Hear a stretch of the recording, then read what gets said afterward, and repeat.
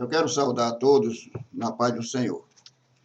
Meus irmãos dileto e a todos os ouvintes, católico, evangélico, a todos os ouvintes que estão seguindo o meu canal. Se inscreva no meu canal para você receber os estudos continuadamente da Palavra de Deus. Eu sou o pastor José Barbosa, da Igreja Evangélica Cristã, Ministério Rio de Água Viva. É situada na cidade de Escada. Nós temos ali no Córrego do Ferreiro, em Nova Escada. A igreja está ativa, está levando o conhecimento dos ouvintes à palavra de Deus, sem mistura, pura, teórica e filosófica. Então, muito tem mudado o caminho. Muitas pessoas têm pregado outro evangelho.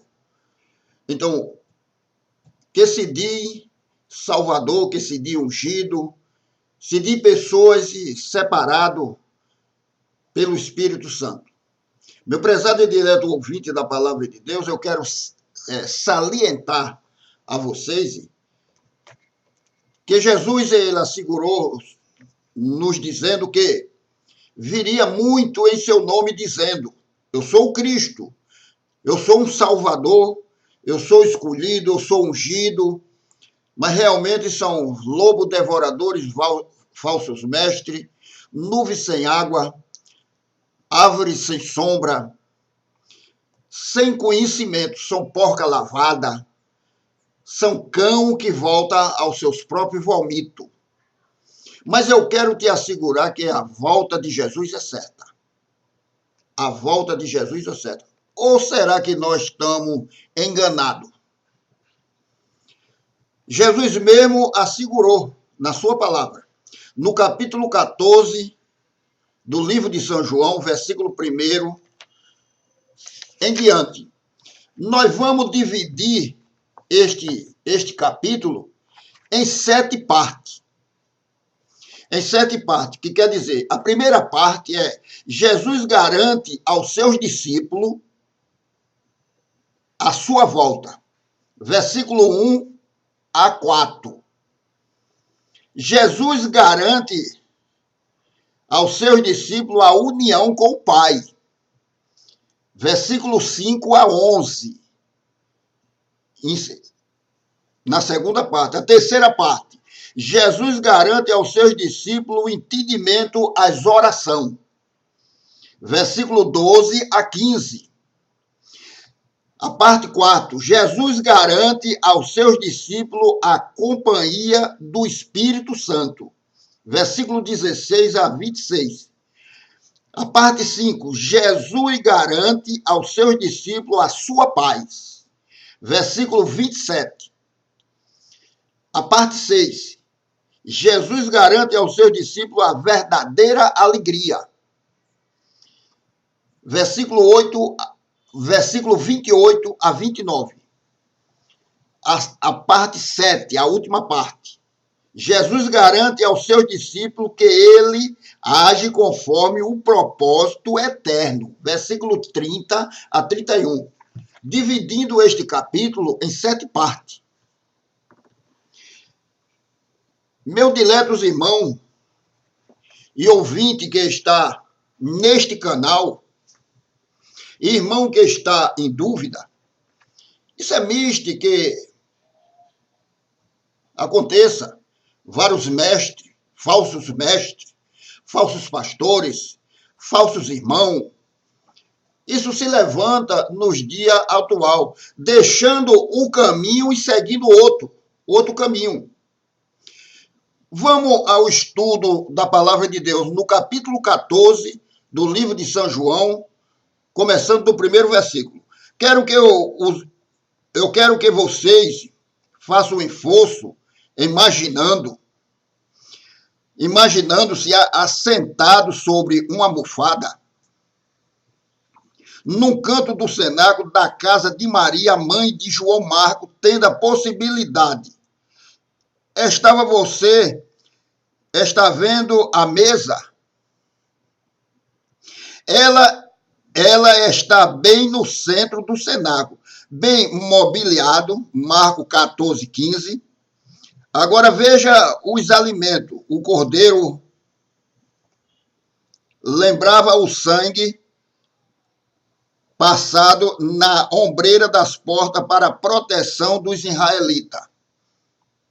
Para a proteção dos israelitas.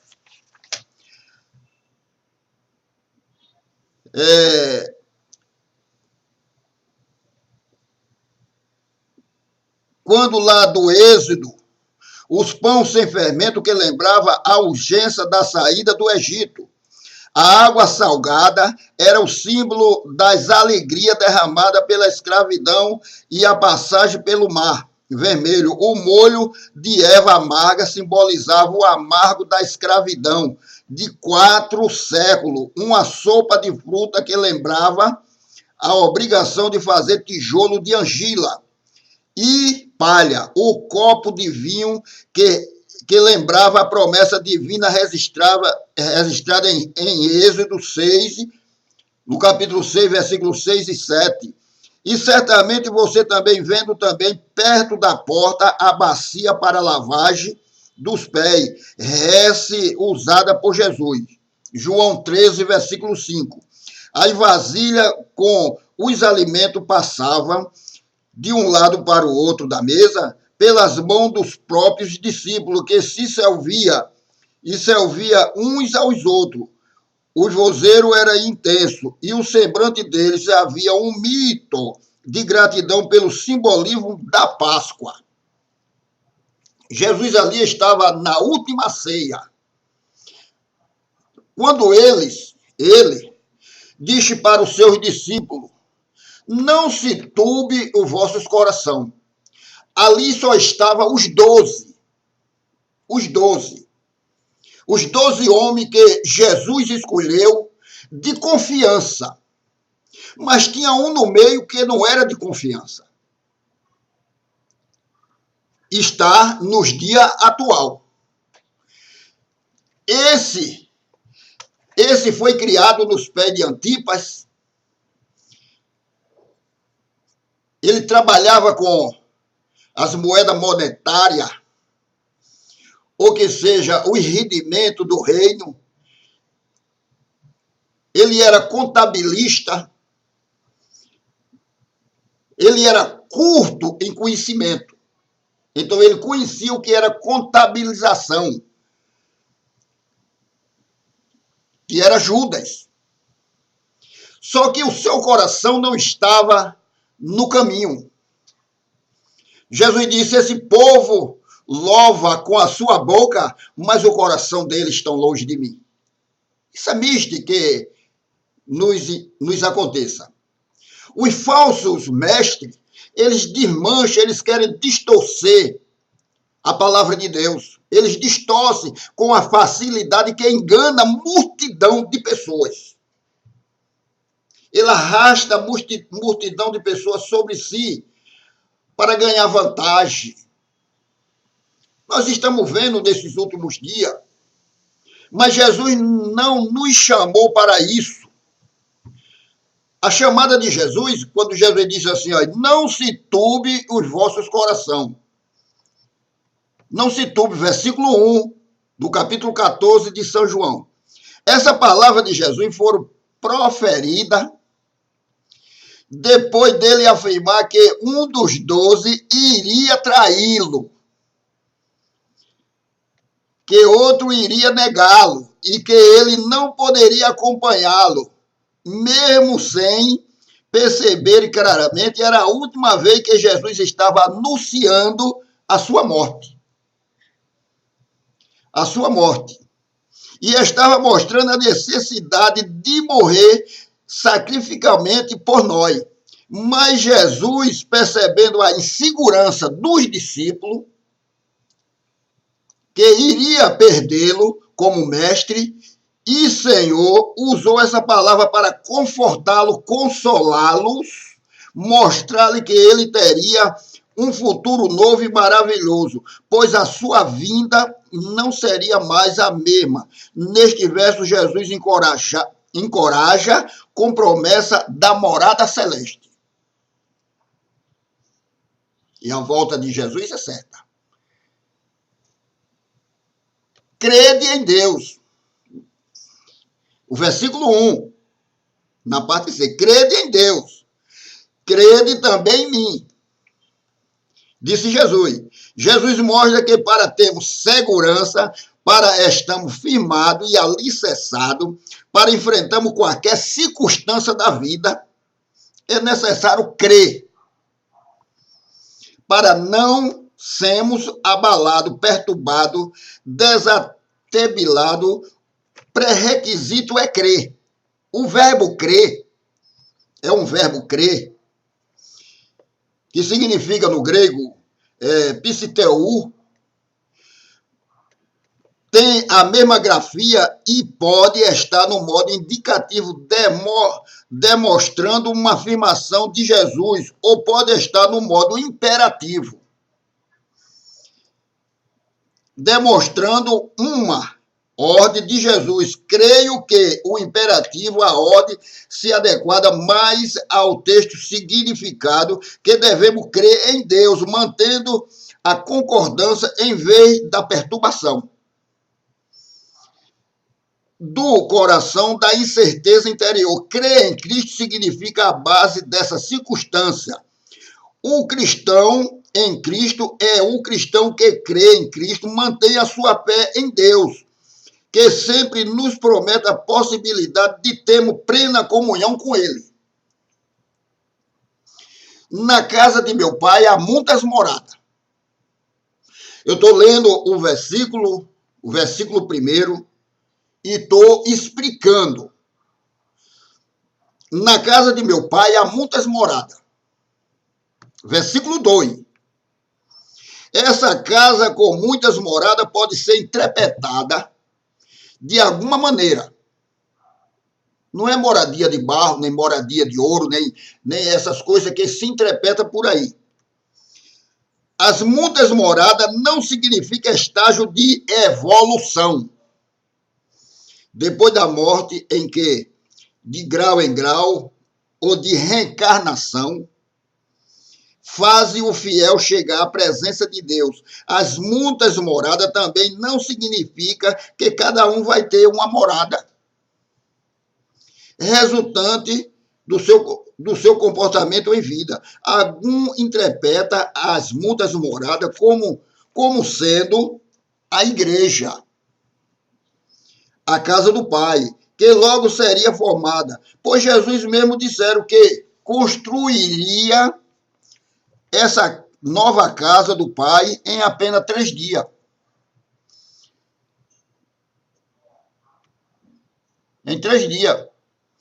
E os discípulos tinham a preocupação imediata com o que lhe aconteceria depois de Jesus partisse. Outro interpreta as muitas moradas como sendo o céu, significando que o Pai no céu e do céu tem a possibilidade de receber a todos. Quanto receberem Jesus, crendo em Deus e crendo também em Jesus. Na verdade, a expressão muitas moradas significa e é a demonstração do alcance da salvação. Ninguém precisa ficar fora. Todos podem entrar, mas para isso é preciso crer. Esse é o requisito. Você tem que entrar. E o caminho é Jesus. E assim não foram, eu vos não teria dito. Versículo 2. Se não fosse assim, eu vos não teria dito. Essa expressão demonstra a honestidade, a transparência e a credibilidade de Jesus. Ninguém pode afirmar que foi enganado com falsas promessas. Pelo cristianismo, Jesus sempre afirmou que para ser cristão, para ser seus discípulos, é necessário negar-se. a si mesmo, tomar a cruz e segui-lo em busca, em primeiro lugar, o reino de Deus, abandonar pai, mãe, cônjuge, filho, carreira, status, enfim, os comodidades, o eu, precisa perder essa vida para ganhar a vida eterna. O pré-requisito para habitarmos nas moradas celestes é uma vida de renúncia. De renúncia. É necessário e assim Jesus empenhou a sua palavra, a palavra que é verdade e vida. Jesus prometeu-nos que estaríamos para sempre com ele. Se não fosse verdade, ele não teria prometido. Você crê nisso? Jesus é confiável. Confie, essa palavra de fato são verdadeiras. Não vá atrás de cabeça de A, né, de B, que muito está entrando por outros caminhos, meu irmão, meu amigo. O caminho do enriquecimento, deixando o caminho do céu, que é Jesus. Jesus mesmo disse, pois vou preparar lugar. Versículo 2, pois vou preparar lugar. Ainda em relação ao verso 2, essa expressão demonstra que o ministério de Jesus continua o fato de Jesus dizer, vou preparar lugar, nos lembra o livro aos Hebreus, onde lemos que podemos usar e entrar na presença de Deus pelo novo, vivo caminho, que ele nos consagrou pelo véu. Hebreu, no capítulo 10, versículo 19 e o 20. Mas essa expressão também nos ensina que Jesus, como precursor entrou por nós, na presença de Deus. A palavra grega prodomos, traduzido como precursor, só aparece em João 3 e 28. Referindo-se ao ministério de João Batista, em Hebreus 6 e 20. Traz a ideia daquela parte do exército que chamamos tropa de conhecimento, que ia adiante conhecendo o terreno e guiando e conduzindo os outros destacamentos que vinham atrás. Jesus continua preparando lugares especial. Jesus continua mantendo o caminho aberto para nós através da sua intercessão. Romanos capítulo 8, versículo 34. Jesus trabalha até agora. Você consegue estar seguro? E quando eu for, versículo 3, e quando eu for e vos preparar lugar, eu voltarei vós e receberei para mim mesmo, para onde eu estou, estejais vós também. A explicação do versículo 3. Com essa palavra, Jesus dava garantia que os discípulos necessitavam. Jesus estava demonstrando que a maneira dele ir para onde ele não poderia acompanhá-lo seria, e foi através da sua morte na cruz. Através da ressurreição e através da glorificação. Esse era e foi o caminho de Jesus. Essa palavra nos amostra aspecto vitorioso do ministério de Jesus. Quando ele disse que voltaria outra vez, ele estava apontando para o resultado de toda a sua obra. Ele estava apontando para as consequências da sua entrega. Jesus estava declarando a sua vitória final. E ao completar, vós receberei para mim mesmo. Devemos entender que tais ação de Jesus só poderia ocorrer de alguma maneira. Ele voltaria através do Espírito Santo, em Atos capítulo 2, versículo 1 a 4. Ele estaria todos os dias conosco, Mateus 28 e 20. Ele nos receberá quando de nossa morte física Atos capítulo 7, versículos 55, 56 e 59, ou quando ele mesmo voltar, 1 Tessalonicenses capítulo 5, versículo 1 a 3. E vós sabeis o caminho para onde eu vou. Versículo 4. Quando Jesus disse que ele já sabia o caminho, certamente ele se referia e enfatizava a necessidade da cruz. O seu caminho era a morte na cruz. O caminho de Jesus de volta para o Pai era a cruz, onde ele perdoou nossos pecados, embora os discípulos ainda não tinham plena consciência de todos os detalhes que envolvia o ministério de Jesus. Não entendia claramente a necessidade da morte de Jesus. Tendo passado 3 anos com ele, vendo, escutando, certamente os discípulos, de modo geral, sabiam que Jesus estava falando sobre algo espiritual e não sobre uma viagem qualquer para outra região distante. O detalhamento desse ensinamento surgiu a partir da pergunta de Tomé. E fez. A pergunta de Tomé deu oportunidade para Jesus esclarecer aquilo que os discípulos não conseguiam entender e deu a oportunidade para Jesus proclamar uma das verdades mais importantes das Escrituras. Ele é o único caminho para Deus. Único, não tem outro caminho. Disse Tomé: Senhor, não sabemos para onde vai. Como sabeis o caminho? Versículo 5. Aqui encontramos novamente Tomé chamando de discípulo duvidoso. Duvidoso. Há pessoas que estão caminhando nesse caminho, mas ainda está com dúvida. Ele não está com aquela fé positiva, está duvidando. Jesus escolheu os seus discípulos, os seus apóstolos, naquela ceia que ele estava ceando, ele ali estava confortando os seus apóstolos para a sua morte, porque os apóstolos iam ficar sem o seu mestre. Então os apóstolos perturbou-se. Ele se perturbou-se. E Jesus disse: não turbe os vossos corações. Não se turbe. Ele é o único caminho. E muito tem deixado este caminho pelo caminho da insegurança, da incerteza.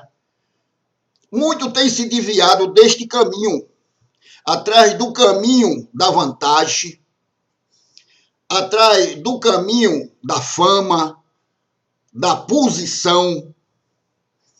Mas o caminho de Jesus é reto, não tem arrudeio.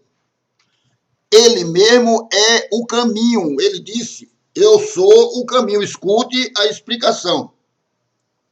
E disse aos seus companheiros que deveria ir com Jesus para a Judéia, mesmo que fosse para morrer por ele. E com o Senhor aqui, ele tomando a frente do grupo, até de Pedro, expressa a falta de compreensão dos discípulos diante da palavra de Deus. A palavra que tinha o expresso sentido espiritual. Ele não tinha conhecimento e nem para onde Jesus ia, nem qual o caminho para esse local. É impressionantemente, mesmo depois de 3 anos com Jesus, estava com os olhos ainda vedados pela tradição, a tradição religiosa, pela tradição, pelo o preconceito. Na verdade, como vemos, perceber posteriormente, o que lhe faltava mesmo era a presença do Espírito Santo. O homem sem o Espírito Santo, ele não sabe o caminho que toma. Quando o Espírito Santo se afasta do homem, ele faz coisa absurda. Ele engana, ele rouba, ele mata. Ele compra quem quer, ele vende quem quer, ele se apodera daquilo que não é dele, porque ele está sem a presença do Espírito Santo. Fica o homem natural. E muito tem se achado nesse estádio. Ele não quer renunciar. Ele reconhece os seus erros, mas ele não quer renunciar. Ele não quer deixar o seu eu. Meu prezado ouvinte da palavra de Deus, para nós andar nesse caminho, é um caminho de renúncia. Jesus diz, deixa tudo e me segue. Se possível for, deixa pai, deixa mãe, deixa irmão, mulher, filho, e me segue. Isso aí é a renúncia dessa vida, para a vida espiritual. A igreja de Jesus é espiritual, ela não é material. A igreja de Jesus não precisa de nada material. Por isso que eu asseguro a vocês nesta hora, o Senhor tem cuidado de mim. E tem me dado inteligência para eu entender a palavra de Deus. A palavra de Deus é pura, genuína. E cuidado para que ninguém vos engane, cobrando a sua entrada no céu. O caminho é Jesus. Jesus é o caminho, você tem que andar pelo caminho. Veja aí, em número, em Deuteronômio, quando Jesus mesmo disse, Jesus respondeu e disse, eu sou o caminho e a verdade e a vida. Ninguém vem ao Pai senão por mim. Versículo 6. Para Jesus, o caminho para o Pai seria a morte na cruz. Ele tinha que passar pela morte da cruz para ele chegar ao Pai. Era o caminho traçado. Mas para nós chegar ao Pai, o caminho é Jesus. Tem que renunciar. Tem que fazer a sua renúncia. Você sabendo que a qualquer momento você vai se encontrar. Não tem pobre, não tem rico, não tem juiz, não tem delegado, não tem doutor. Não estou aqui desafiando a A nem a B. Eu estou esclarecendo que você tem que renunciar. Renunciar o que? O seu bem-estar. Para poder herdar a salvação. Através de Jesus. É através de Jesus. O próprio Jesus, já no Antigo Testamento, através de Moisés, o povo de Deus foi orientado a andar no caminho que mandou o Senhor. Deuteronômio 5, versículo 32 e 33. A palavra essa reforça por Isaías. Os teus ouvidos ouviram atrás de ti uma palavra dizendo, este é o caminho, andais por ele. Isaías 30, versículo 21. O significado de ser o caminho para o Pai é fundamental. Ele é o único mediador, o único intermediário entre Deus e os homens. 1 Timóteo capítulo 2, versículo 5. Os cristãos, antes de serem conhecidos como cristãos, foram conhecidos como seguidores do caminho. Atos capítulo 9, versículo 2, 19, 9 e 23. Poucos dias antes, naquela mesma semana, provavelmente na terça-feira, os religiosos judeus tinham admitido que Jesus ensinava o caminho de Deus. Mateus 22, versículo 16, Marcos 12 e versículo 14, Lucas 20 e 21. Porém, Jesus não apenas ensinava o caminho, Jesus é o próprio caminho. Se Deus não tem outro meio de comunicação com a raça humana, é através de Jesus. Deus não se comunica com a raça humana, se não for através de Jesus. O homem não chegará a Deus sem Jesus. Sem Jesus. Jesus é o próprio caminho. Se Deus não tem outro meio, O seu verbo encarnado não estão. A raça humana não tem outro meio de se chegar-se a Deus, exceto por este mesmo verbo, que se tornou carne e habitou entre nós para abrir essa via de acesso. Essa via de acesso, assim como Jesus é a porta. Meu prezado e dileto ouvinte da palavra de Deus, irmão em Cristo, você pode seguir para o caminho que você quiser. Você pode entrar em vários caminhos, mas sabendo que o caminho da felicidade, o caminho da certeza, o caminho da salvação é Jesus. Não há outro nome dado debaixo do céu no qual haja salvação, se não for no nome de Jesus.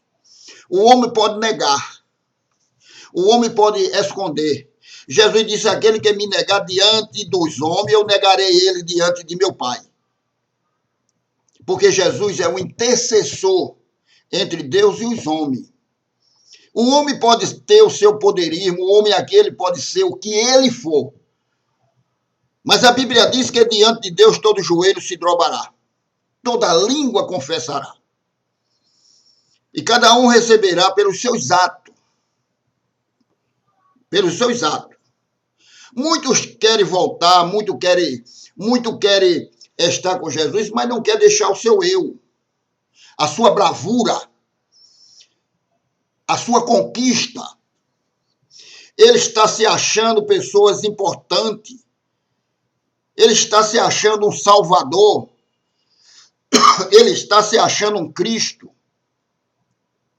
Está se achando um abençoador do povo. Mas Jesus é a verdade. A verdade é Jesus. Dobrará o teu joelho, volta e aceita Jesus como teu Salvador, para a tua felicidade. E segue o meu canal.